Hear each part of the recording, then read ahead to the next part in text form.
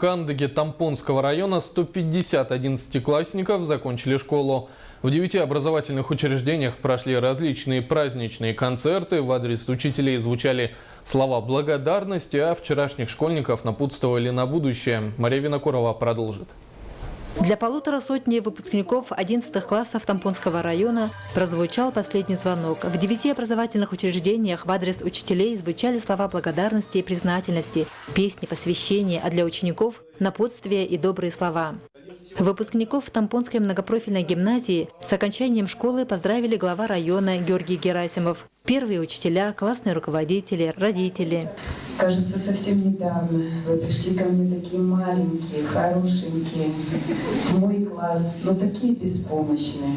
А сейчас такие умные, такие красивые, такие взрослые. Стоите на пороге во взрослую жизнь. Тампонская гимназия – одна из первых образовательных учреждений в Улусе, где внедряется профильное обучение. Она была открыта в 1998 году, где с 8 класса учащиеся обучаются по 3 профилям – гуманитарный, физико-математический и, естественно, научный. Ежегодно из стен гимназии выходит до 5 медалистов. Более 90 выпускников поступают в высшие учебные заведения. Я, наверное, запомню больше всего очереди, длинные очереди в столовую, которые никогда не кончались.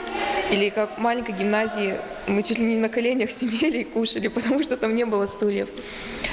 Вот. Ну и праздники, наверное, дискотека при свете даже была. Перед старшими товарищами, которые скоро навсегда покинут стены родной гимназии, выступили пятиклассники. Молодые люди в строгих костюмах, а девушки в школьных платьях с фартуками танцуют последний школьный вальс. По данным Тампонского управления образования, в этом году 21 выпускник претендует на медали. Из них 14 учащихся из многопрофильной гимназии поселка Хандыга. Мария Винокурова, Джоусан Толстяков, НВК Саха, Хандыга.